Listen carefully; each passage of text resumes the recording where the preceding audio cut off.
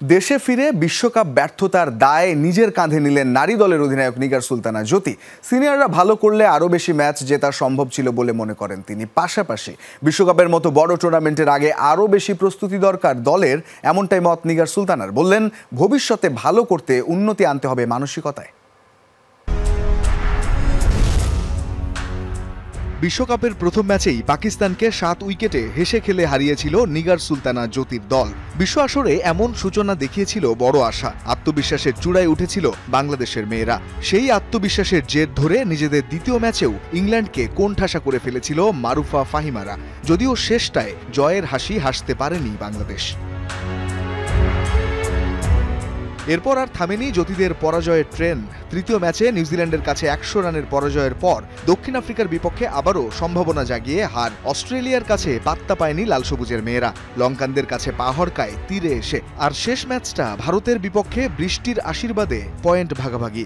7 ম্যাচে 1 জয়, 3 পয়েন্ট নিয়ে টেবিলের 7-এ থেকে আসর শেষ করে বাংলাদেশ।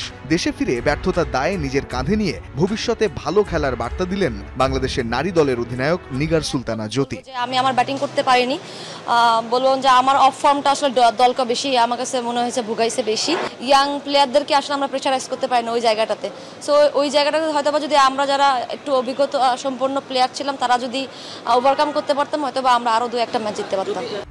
বাংলাদেশ বেশি ভুগেছে ব্যাটিংয়ে। দলের হয়ে সর্বোচ্চ 212 রান শারমিন আক্তার সুপ্তার। লিগ পর্বে যিনি 10ম সর্বোচ্চ রান সংগ্রাহক। আলাদা 5 ব্যাটার পেয়েছেন 50-র দেখা। কিন্তু বৃষ্টি বিঘ্নিত শেষ ম্যাচের পূর্ব পর্যন্ত টুর্নামেন্টে দ্বিতীয় সর্বোচ্চ 66.6% বল ডট খেলেছে বাংলাদেশের ব্যাটাররা। 8 দলের মধ্যে বাংলাদেশের স্ট্রাইক রেট টুর্নামেন্টের দ্বিতীয় সর্বনিম্ন। বোলাররা কিছুটা ভালো করলেও উইকেট নেয়ার ক্ষেত্রেও ছিল অনেকটা পিছিয়ে। জ্যোতি বলছেন, উন্নতি দরকার মানসিকতায়। আমরা একটু ম্যাচিউর ক্রিকেট খেললে হয়তো বা আমরা আজকে ফেরত আসতাম না, সেমিফাইনাল খেলতে পারতাম। সো এই জিনিসগুলো ওভারকাম করতে হলে আমাদেরকে আরও বেশি বলবো যে প্লেয়ারদেরকে স্পেশালি মেন্টালি অনেক বেশি গ্রো দরকার, এবং আমাদের প্রিপারেশন শুড স্টার্ট করা দরকার এই পর্যন্ত, যেটা আমরা নেক্সট ওয়ার্ল্ড কাপে আসলে আমরা কি করা উচিত। যখন আপনি একটা ওয়ার্ল্ড কাপ খেলতে যাবেন, এটা প্রিপারেশন শুধু 6 মাস আগে নিলে হবে না। অন্যান্য টিমগুলো যেমন ওয়ার্ল্ড কাপকে সামনে রেখে আপনার 2 বছর আগে থেকে প্রিপারেশন নেয়। সো ওইভাবে আমাদেরকে এগোতে হবে। এপ্রিলে পাকিস্তানের মাটিতে বিশ্বকাপ বাছাই খেলেছিল জ্যোতি মারুফারা। এরপর বিশ্বকাপে যাওয়ার আগে আর কোনো আন্তর্জাতিক ম্যাচই খেলেনি টিম টাইগ্রেস। বড় টুর্নামেন্টের আগে প্রস্তুতির ঘাটতি ভুগিয়েছে বাংলাদেশকে। রঞ্জন শান্ত, যমুনা স্পোর্টস।